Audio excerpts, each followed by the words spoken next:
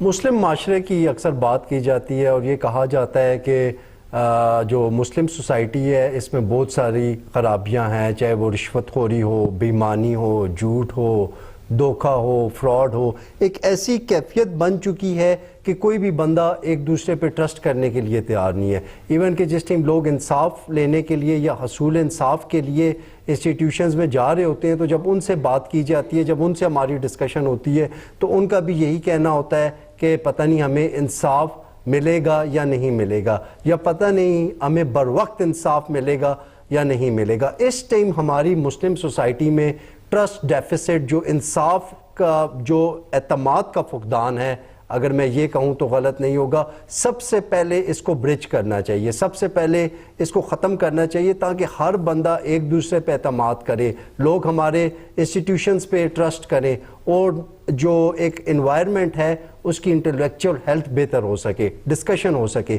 تو یہ ساری چیزیں کیسے ختم کی جا سکتی ہیں، یہ جتنا بھی بگاڑ، معاشرتی بگاڑ ہے، اس کو کیسے سدھارا جا سکتا ہے، آج اس کو لے کے ہم نشست کریں گے۔ میرے ساتھ انتہائی معروف شخصیت مولانا سعید اللہ صاحب موجود ہے۔ جی مولانا صاحب جزاک اللہ۔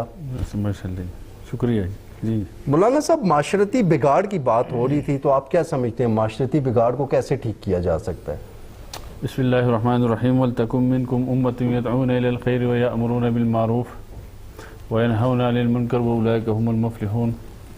مطیب بھائی آپ کا شکریہ بہت، آج ایک نئے ٹاپک کے ساتھ آپ حاضر ہوئے ہیں۔ بات یہ ہے کہ معاشرہ جو اس وقت پستی کا شکار ہے، یا جس زاویے سے دیکھے ہر حوالے سے بگڑا ہوا نظر آتا ہے۔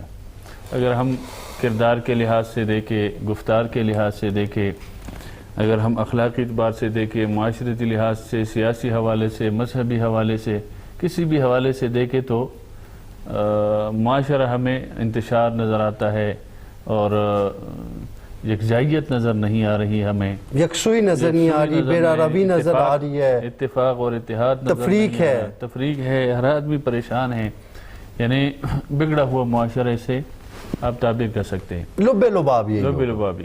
بات یہ ہے کہ جو آیت میں نے پڑھی وَلْتَكُن مِّنكُمْ أُمَّةٌ يَدْعُونَ إِلَى الْخَيْرِ، اللہ فرماتے ہیں کہ تمہارے اندر ایک جماعت ایسی ہونی چاہیے کہ جو خیر یعنی نیکی کی طرف لوگوں کو بلائے، وَيَأْمُرُونَ بِالْمَعْرُوفِ وَيَنْهَوْنَ عَنِ الْمُنكَرِ، اور معروف اور اچھے اور نیک باتوں کی حکم کریں اور برے اور غلط کاموں سے اس کو روکیں۔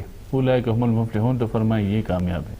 اس وقت اگر ہم دیکھیں جو یہ اللہ نے حکم دیا ہے کہ ایک جماعت آپ کے اندر ہونی چاہیے ایسی کہ لوگوں کو اچھائیوں کا حکم دے، برائیوں سے روکے، تو اب ہم دیکھیں اس وقت فقدان اس چیز کے ہے کہ معاشرے کے اندر وہ اویرنس نہیں ہے، لوگوں کو سمجھانے کے لیے، لوگوں کو بتانے کے لیے، لوگوں کو اس کا معاشرتی زندگی کیسے گزارنے ہیں، اپنے اخلاق کیسے اپنے دکھانے ہیں، ہمیں اسلام کیا حکم دیتا ہے، نبی علیہ السلام کی کیا تعلیمات ہے، اس حوالے سے میرے خیال میں کمزوریاں ہیں۔ ایک دوسری بات یہ ہے کہ ایک امر بالمعروف فورس ہونا تو پھر وہ یہ ساری چیزیں کریں گے، یہ ریاست کے ذمہ ہوتا ہے، لیکن ہر آدمی اپنی جگہ پر اگر اپنے گھر سے شروع کرے کہ میرے گھر سے یہ برائیوں کا خاتمہ ہو اور نیکیوں کا ابتدا ہو اور نیکیاں آ جائے اور نیکی میرے گھر سے اور میری زندگی سے شروع ہو جائے تو پھر چیزیں پھیلتی جائے گی کہ میں ٹھیک ہوں، میرا گھر ٹھیک ہے، میری فیملی ٹھیک ہے، میرا پڑوس ٹھیک ہوگا، میرا محلہ ٹھیک ہوگا، پھر چیز آگے پھیلتی جائے گی۔ اور حضور اکرم صلی اللہ علیہ وسلم کی زندگی کو اگر ہم دیکھیں تو آپ علیہ السلام جس معاشرے میں آپ تشریف لائے تھے، آپ کی بعثت ہوئی تھی، تو وہاں بھی ساری برائیاں موجود تھیں اس معاشرے کے اندر۔ وہاں تو مذہبی حوالے سے تو مشہور ہے کہ 360 بت کعبے کے اندر اس کو پوجتے تھے، اور اخلاقی پستی ان کے یہ تھی کہ چھوٹی چھوٹی باتوں پر صدیوں تک وہ لڑا کرتے تھے، معمولی باتوں پر جان لیتے تھے، کینہ بغض رکھتے تھے، نفرت کرتے تھے۔ بڑا جو تھا، سرمایہ جو تھا، جاگیردار جو تھا، وہ بڑا ہی سمجھا جاتا تھا، جو کمزور طبقہ تھا اس کو کوئی پوچھنے والا نہیں تھا، کمزور ہوتے چلے جا رہے تھے، مالدار ہوتے چلے جا رہے تھے، جو آج کل ہمارے معاشرے کا آج بہت زیادہ وہاں پہ حالت زار خراب تھی، تو بہت یہاں تک کہ بچوں کو بھی زندہ درگور کرنا، تو معاشرہ اس وقت بچیوں کو خاص کر کے، بچیوں کو، ہاں. تو حضور اکرم صلی اللہ علیہ وسلم جب تشریف لائے تو آپ علیہ السلام نے سب سے پہلی محنت نظریات پر کی، لوگوں کے نظریات پر محنت کی اور لوگوں کو اس طرف راغب کیا کہ جی اللہ اور اللہ کا رسول وہ جو دین دے رہے ہیں، وہ جو راستہ دے رہے ہیں آپ کو، وہ جو بتا رہے ہیں اس طرف آؤ. وہ جب تربیت کی آپ علیہ السلام نے نظریاتی اور دماغی طور پر لوگوں کو اس طرف لایا تو اس کے اندر ایک جذبہ پیدا ہو گیا. تو وہ چیزیں خود بخود پھر بعد میں وہی صحابہ کرام خود بیان کرتے ہیں کہ جی ہم بھی عجیب لوگ تھے کہ آٹے کے بت بنا کے اس کو پوچھتے تھے اور معمولی باتوں پر لڑنا، اور اسلام نے ہمیں جو ہے نا انسان بنا دیا ہے، اور اسلام نے ہمیں مقام اور مرتبہ دے دیا ہے، اور اسلام نے ہمیں بتایا کہ بھائی کیا ہوتا ہے، رشتہ دار کیا ہوتا ہے، دوست کیا ہوتا ہے، اور غریب کیا ہوتا ہے، امیر کو کیا ہوتا ہے. یہ ساری چیزیں اسلام نے بتائی ہے. تو حضور اکرم صلی اللہ علیہ وسلم کے بارے میں اس لیے اللہ نے فرمایا لَقَدْ كَانَ لَكُمْ فِي رَسُولِ اللَّهِ أُسْوَةٌ حَسَنَةٌ، کہ اس میں زندگی میں آپ کے لیے بہترین نمونہ ہے. ہر حوالے سے اگر ہم دیکھیں تو یہ جو بگاڑ پیدا ہوا ہے معاشرے کے اندر اخلاقی طور پر یا جس طریقے سے ہو، اس کا خاتمہ تب ہو سکتا ہے کہ جب حضور علیہ السلام کی زندگی کو ہم سامنے رکھیں، آپ علیہ السلام کے صحابہ کرام کی زندگی کو ہم سامنے رکھیں کہ جب آپ نے ہجرت فرمائی، صحابہ کرام مدینہ طیبہ تشریف لے گئے، اور جب وہاں گئے تو وہاں پر جو مواخات آپ علیہ السلام نے قائم فرمایا، جو انصار مدینے والے تھے انہوں نے اپنی جگہ، اپنے گھروں کو، اپنے باغات کو تقسیم کر کے مہاجرین کے نام کر دیا. یہاں تک کہ روایت میں آتا ہے کہ اگر کسی صحابی کی 2 بیویاں تھیں تو اس میں سے صحابی کے سامنے وہ پیش کرتے، مہاجر صحابی کے سامنے، کہ اس میں سے جو آپ کو پسند ہے آپ بتائیں تاکہ میں ان کو طلاق دے دوں اور آپ ان کے ساتھ نکاح کر دیں. یہ مواخات تھا. یہ آج زمانے میں یہ چیز ہے ہمارے اندر. ہم تو بائی کا دشمن بنا ہوا ہے. وہ کس وجہ سے؟ دنیاوی لالچ، مفاد پرستی ہمارے اندر آ گئی ہے، جبکہ اللہ اور اللہ کے رسول صلی اللہ علیہ وسلم نے دنیا کی مذمت بیان کی ہے. اللہ فرماتے ہیں وَمَا الْحَيَاةُ الدُّنْيَا إِلَّا مَتَاعُ الْغُرُورِ، اور یہ دنیا کی جو زندگی ہے یہ تو دھوکہ ہے، فریب ہے، یہ تو آپ کو آگے جا کر کوئی کام نہیں آئے گا. اور دوسری جگہ بھی اللہ نے فرمایا ہے کہ یہ دنیا جو ہے اس کا فائدہ تھوڑے دنوں کا ہے. آپ اصل جو ہے وَإِنَّ دَارَ الْآخِرَةِ، آخرت کا جو گھر ہے لَهِيَ الْحَيَوَانِ، وہ اصل زندگی ہے، اس کی تیاری کرو. اللہ فرماتے ہیں یہ دنیا کی 40 50 100 سالہ زندگی جو ہے اس میں حسد، بغض، کینہ رکھنا، یہ اللہ نے روکا ہے، نبی نے روکا، اسلام نے روکا ہے ہمیں. لیکن اب اس اسلام کو سمجھے کون، اس پر عمل کون کرے؟ تعاونوا علی البر والتقوی ولا تعاونوا علی الاثم والعدوان.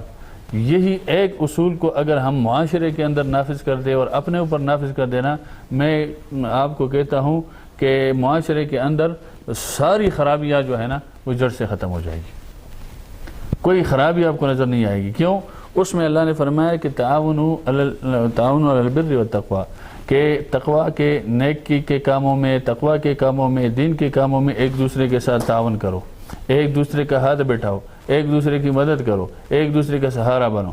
اور وَلَا تَعَاوَنُوا عَلَى الْإِثْمِ وَالْعُدْوَانِ، اور جہاں برائی ہے، جہاں گناہ کا کام ہے، جہاں بے انصافی ہے، جہاں زیادتی ہو رہی ہے، اس کے تعاون دست و بازو نہ بنو.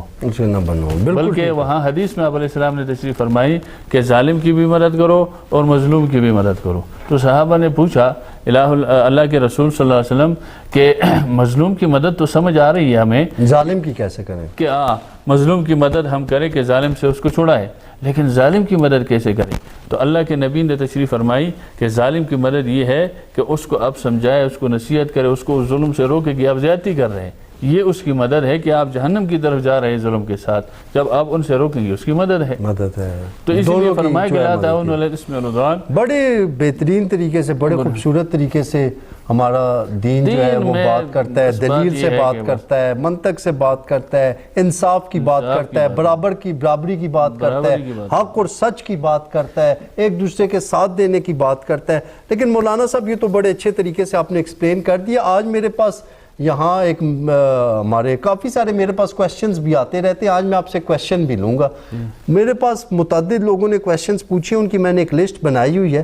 تو آج میں نے سوچا تھا کہ یہ تو ابھی آپ نے معاشرتی بگاڑ کی بات تو کر دی، آج جو اس پروگرام کا دوسرا حصہ ہوگا وہ کویسچن میں شامل کروں گا اپنے پروگرام میں. یہ سپلائی سے ہمارے ایک بھائی ہیں، انہوں نے یہ کویسچن کیا ہے کہ آج کل جدید دور میں جو انفارمیشن ٹیکنالوجی کا دور ہے اور جو یونیورسٹیز ہیں یا جو ماڈرنزم چل رہا ہے، اس کے آنے کے بعد یا اس سے پہلے بھی اگر دیکھا جائے تو ہمارے فیملی میں، ہماری سوسائٹی میں ارینج میرج یا جو ارینج میرج ہوتی ہے، والدین کی مرضی سے شادی ہوتی ہے، اس کا زیادہ رجحان ہے. لو میرج کا اتنا رجحان نہیں ہے. تو دین اسلام لو میرج اور ارینج میرج کے حوالے سے کیا کہتا ہے؟ کیا دین اسلام لو میرج کی پسند کی شادی کی اجازت دیتا ہے یا وہی شادی دین اسلام اسی کو ترجیح دیتا ہے جو کہ والدین کی مرضی سے ہو؟ دیکھو، جہاں تک یہ لو میرج یا ارینج میرج کی بات ہے، اسلام نے بڑی واضح اصول دیے ہیں اور واضح احکامات دیے ہیں ہمیں. اسلام سب سے پہلے یہ کہتا ہے کہ ارینج میرج جو ہے اس کی تعریف کی ہے کہ آپ کے والدین ہیں، انہوں نے آپ کو پالا پوسا، آپ کی تربیت کی ہے، آپ کو بڑا کیا ہے، وہ آپ کے لیے بہتر سوچتے ہیں اتنا بہتر آپ خود بھی اپنے لیے نہیں سوچ سکتے جتنے والدین آدمی کے لیے، یہ ایک اگلی بات ہے، وہ سوچتے ہیں. تو فرمایا پہلی بات تو یہ ہے کہ وہ جہاں رشتہ مطلب چاہتے ہیں تو پھر شریعت نے بتایا، یہ حکم دیا ہے کہ پھر وہ ان سے پوچھے. مثال کے طور پر کوئی باپ اپنے بچے کے لیے رشتہ کرنا چاہتا ہے تو وہ اپنے بچے سے پوچھے کہ یہ رشتہ ہے، آپ بتائیں یہ آپ کو قابل قبول ہے؟ اس کی رضامندی ہے. بالکل رضامندی، شریعت اس کو حق دیتا ہے. بیٹے لڑکا ہے تو اس کو بھی، لڑکی ہے تو اس کو بھی. تو اگر ٹھیک ہے ایک پوائنٹ یہاں سے، اگر وہ رضامندی ظاہر نہیں کرتے اور وہ ان ریٹرن اپنی کسی خواہش کا اظہار کر دیتے ہیں، چاہے وہ لڑکا ہو یا لڑکی ہو، تو پھر اس میں شریعت کیسے وہ گائیڈ کرتی ہے؟ شریعت جو کہتے ہیں جدھر اس کی پسند ہے نا، شریعت کہتے ہیں کہ پھر اس پسند کو دیکھے، اس کے حسب و نسب. وہ جو دوسرے حدیث میں آپ علیہ السلام نے تشریح کی ہے کہ بھئی آپ جب رشتہ کرتے ہیں اس کو حسب کو دیکھے، اس کو حسن و جمال کو دیکھے، اس کی دینداری کو دیکھے، اس کو دنیا داری کو بھی دیکھے، یہ تمام چیزیں دیکھے تاکہ بعد میں جا کر مسائل پیدا نہ ہو. جیسے آج کل بن رہے ہیں، ہم لوگ صرف پیسے کو دیکھتے ہیں، مالداری کو، باقی چیزیں پیچھے رکھتے ہیں، نہ خاندانی شرافت، نہ دین، نہ کچھ، تو پھر بعد میں بڑے مسائل نہیں. ہاں، تو اس لیے آپ نے فرمایا وہ چار چیزوں میں دے کے اس میں دین کو ترجیح دے تو انشاءاللہ کہ زندگی اچھی بنے گی. یہ تو میں سمجھ گیا ہوں مولانا صاحب، یہ تو عام لوگوں کو پتہ ہے، لیکن کیا پسند اس کی ہے نا، وہی بات کر رہا ہوں، جو وہ لڑکے یا بچے کی پسند ہے نا، کیونکہ شادی تو اس نے کرنی، والدین تو نہیں، زندگی تو اس نے گزارنی ہے. تو اس لیے اس بچے کو، بچے کے جو ذہن ہے یا جہاں اس کی پسند ہے، والدین کو چاہیے کہ اس پر امین کہے. اب اسی طرح بچی ہے تو اس پر امین کہے اور اس کی حساب سے وہ اپنی شادی کرے.